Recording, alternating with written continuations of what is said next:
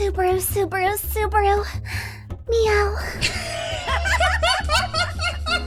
My name is Weeb God of Anime, the king of Since No One Asked. If you haven't seen my stuff, well, maybe you'll watch this because I am interviewing the voice actor for Kanao, Rem, and Hu Tao, among many others. Brianna Knickerbocker here, everyone. Woo! I have been trying to schedule an interview with Brianna for, it's been half a year. I mean, you are a convention queen. You go all over the world. How is that? It's so overwhelming seeing and meeting everybody, and like people come up to me with bags of gifts. All these little girls come up to me and they made me these like Kanao drawings and these little beaded bracelets, and at this point like I can't even hold back the tears. It's an absolute dream and a gift, and I take the responsibility very, very seriously too. Maybe they've waited 3 years to meet me and this is like, oh, I'm finally in their hometown, so I take it really, really seriously, and I want to give everybody a really good experience, and I'm living like such a dream life, so I really just don't want to ever take it for granted. What drove you to voice acting? So I went to school for fashion. I had no idea that I was going to be an actor. I tried one day in fashion, cried in my car, quit, and then I found acting work on Craigslist of all places. Wow. I was just like this little girl alone in my apartment in Los Angeles. Like, I don't know what the fuck I'm doing. Can I swear? Oh, I don't give a fuck. You can do whatever the fuck you want. Like, you kidding me? Half of my videos get demonetized because every other word out of my mouth is a swear word. But it's like, I don't know what I'm doing, so let me look on Craigslist, and I saw acting jobs, and I applied for them, and I would book them, and I was like, oh my god, acting, maybe that's what I'm supposed to be doing. And then I saw a voiceover job on LA Casting when I signed up for that, and I was like, voiceover, what the heck? Like, I never put the pieces together that that's a real job. And I booked it, and it just kind of took off from there. It opened up my eyes to the idea of voiceover as a job, and I just kept at it, and then followed my dream of doing anime and did a casting director workshop with Mami Okada. She discovered me, got cast on A Lull in the Sea immediately. Maybe like a week later, and it was just off to the races. Speaking of the anime, why anime specifically? Because I know that a lot of the voice acting jobs, i.e. Disney and a couple other things, pay a lot more. I know, but my inner child is just all about that animu. Even when I was little, I don't know, nobody ever knows what this is, but there was like this really, really, really old series of anime movies called Unico. I'm familiar with them. It was like about this little unicorn, and I literally watched that when I was a little girl. I watched The Last Unicorn when I was a little girl, and I know that doesn't sound like anime, but check this crazy random fact out. That studio that did The Last Unicorn was the studio that became Studio Ghibli. You know, it's interesting.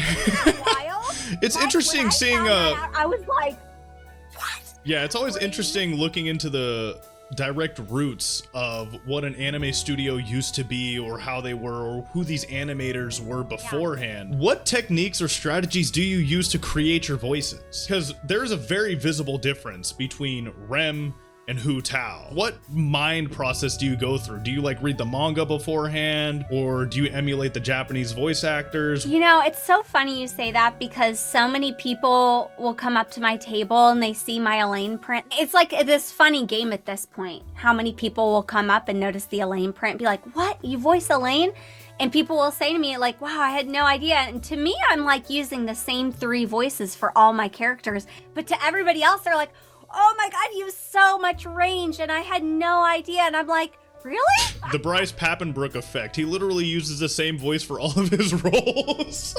Yeah, I mean, I'm not an impressionist. It's just my voice, and I affect it a little bit. To me, it's like so closely tied. There's not like a crazy, crazy range where it would be like, oh my god, who is that? It's like, to me, I'm like, yep, that sounds like me. Alrighty, so I do low-key want to break the internet. How did you feel when Rem got rejected by Subaru?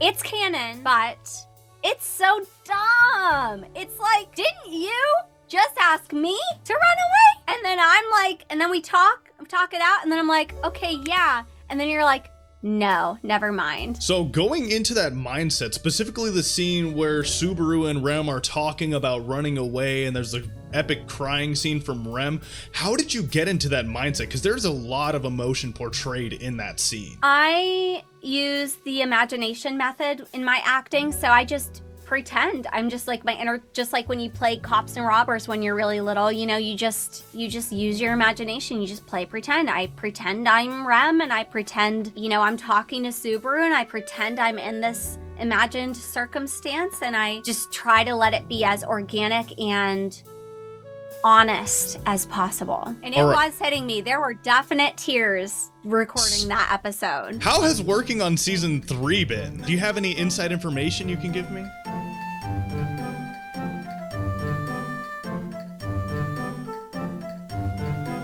I'm sorry guys, but you guys can't hear that. I did have to sign a contract before this interview. Yeah, I just have to say really quick, just in case there is somebody that sees that's like, what did she say? We have not heard anything. We're the last to hear about anything, and that was just a fun little joke. Yeah, I'm a ReZero stan. ReZero is my second favorite isekai next to Job. You are? I would have never guessed. I was halfway tempted to wear my Ahigao Rem hoodie to this interview, and then I'm like, you know, I don't want to weird her out. ReZero is what got me back into anime. I stopped watching anime for a very long time. Sword Art Online brought me back in, and then the season 2 bombshell happened. So then I discovered ReZero, and I was like, there's not gonna be a season 2.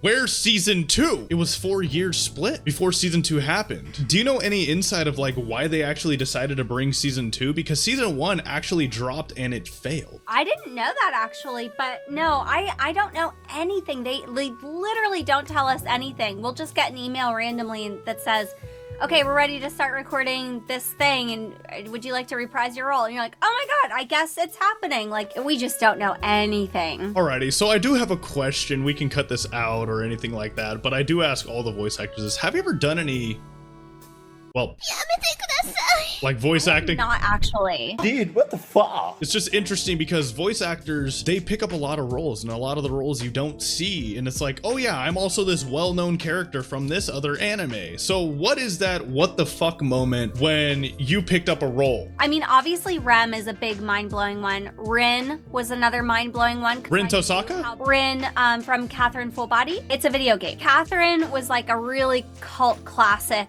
big game. So when I got the audition for Full Body, the remake, I was like, oh my god, I knew how big that game was. I was like, I really, really, really want to be in that. So when I got cast as Rin, that was super, super exciting. Kumiko from Soma Spider So What was another crazy one because I got the audition and it's just this spider. Is Kumiko the main character? Yeah.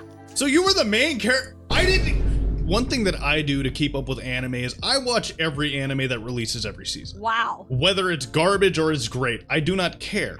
Because occasionally you'll find a hidden gem, but I also, little do people know, I watch the sub and the dub for every anime as well. Well, I mean, I do content creation full time. I am lucky enough to be in a position where my audience and everything absolutely either loves or hate the content that I put out. I don't really care. My line is since no one asked, because I really could give two fucks about people's opinion. But I like to be known as the guy on the internet that one knows every isekai, because I have seen every isekai that's ever come out. And also be able to recommend anime that are not mainstream, or not Billboard, Shonen Jump, just drop this thing called Hell's Paradise type thing. I like to be the one that's like, have you heard of I got a cheat skill in another world and became unrivaled in the real world? Because nobody's talking about it. There's so many that are like that I've been a huge part of that are like so important to me, like Soma Spider So What. You were in a Lull in the... Okay. God damn. Carole and Tuesday. Like, Carole and Tuesday should... Who were you in Carole and Tuesday? Tuesday. No fucking way. Give me a minute? I'll give you a minute. Let me just process this, because you're naming off A Lull in the Sea and Carole and Tuesday are two anime that I do hold dear to my heart, because one... Thank you. They're so special. Well, little do people know I'm actually married. My wife, this is the kind of anime that I give to her. So, because I did absolutely traumatize her with Food Wars. Did you voice any of the characters in Food Wars by any chance? I did not. I don't even know if I don't think I ever got to audition for that one. I feel like that would have been one of the most fun anime to be a part of. So I have broken down the pacing of ReZero. Season 3, Rem will potentially be getting the part, potentially in the last 3 episodes is when she's gonna wake up. Spoiler alert! I want like a full season where I get to like actually be Rem. So like, let's get it moving. Let's get it moving. You need to talk to the producers, everyone. We need to get Brianna on Rem this season. Throw in some random filler flashbacks. I swear to God. I mean, crackhead idea for anybody watching this. If you hold an international convention, i.e. Sao Paulo, Brazil, Comic-Con, maybe get the entire cast of every dub and sub for, you know, an anime, because I'm pretty sure, you know, we totally didn't discuss this beforehand, but I heard that you're also a musician. Oh, I am actually. No way. Totally didn't see that coming. What type of music do you do? So my music is released under the alias Starless, like a starless black night. And it's dark electronic pop. What made you go down that road? You know, it's so funny because like if you asked high school me what I really wanted to do when I grew up, I would say like I really want to be in music videos. And don't you have your second one coming up pretty soon? I do. I'm shooting in literally 3 days, not having a panic attack, not freaking out. Literally me before this interview. Okay, cool. I was so excited when we actually managed to get a time.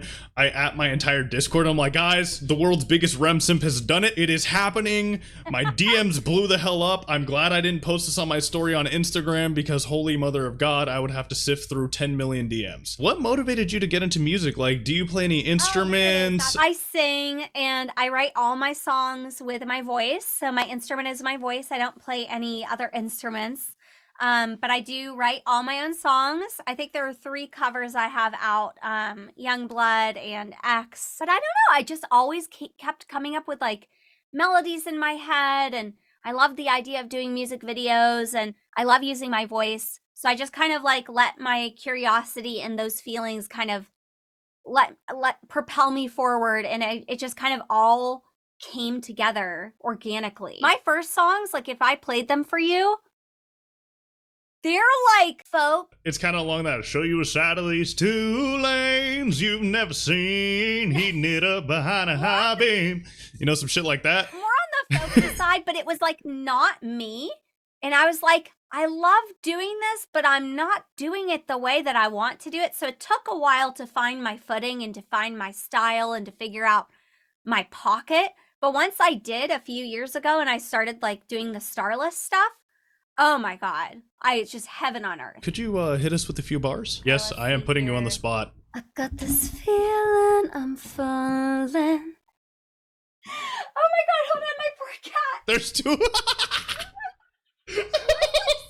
in the pillow. And I was like, how am I going to sing when my cats are like, and I was like, something's wrong. And her nail was stuck to the pillow. This is why I have a snake. The dolphin pillow pet.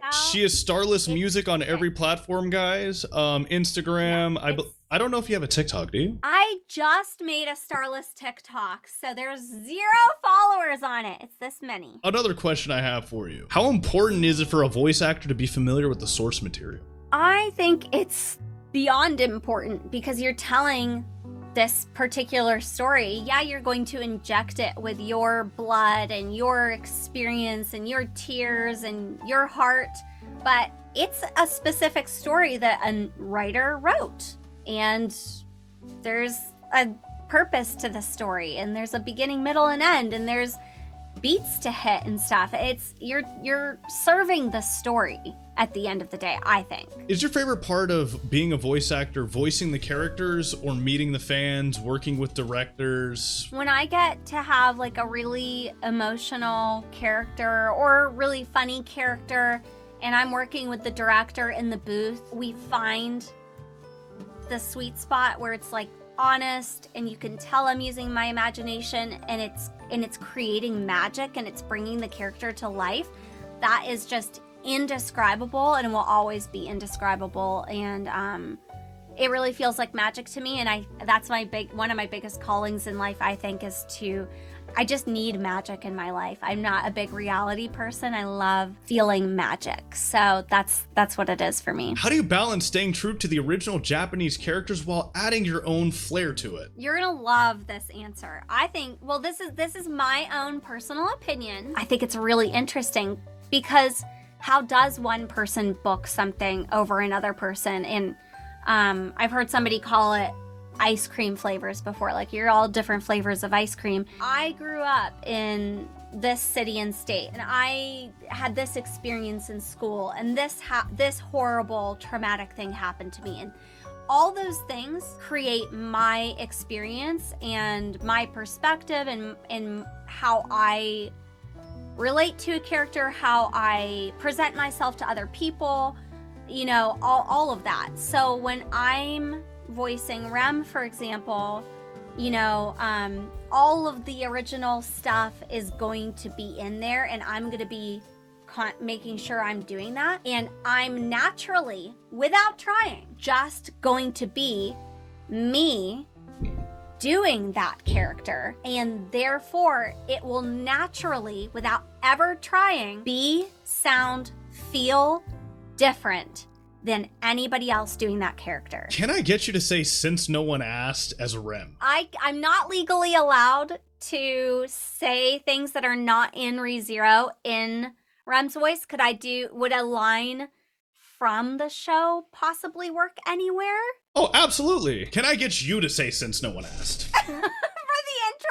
It's something I ask of every VA because my tagline is "since no one asked." Since no one asked. Alrighty, thank you everyone for coming by, and I appreciate you. Make sure to subscribe to the YouTube, subscribe to the Twitch. Make sure you follow Starless Music, Brianna Knickerbocker on YouTube, Instagram, TikTok. Starless Music is also on all their platforms. She does have a new song that is on her YouTube right now, guys, so make sure to go stream that. It is a pretty a pretty good song, guys. So Brianna, I have been in the market for a Rem 1/7 to 1/4 figure. Which one should I get? Okay, so you're between 3, right? Yeah, the Rem crystalline dress blue one, the Rem crystalline dress purple one, or the Rem idol pop figure. Okay, show me the idol one again. Let me see it. All right, this is the Rem idol pop figure. I think that's so fun. I have to go with that one. My wallet's gonna hurt and my wife is gonna kill me.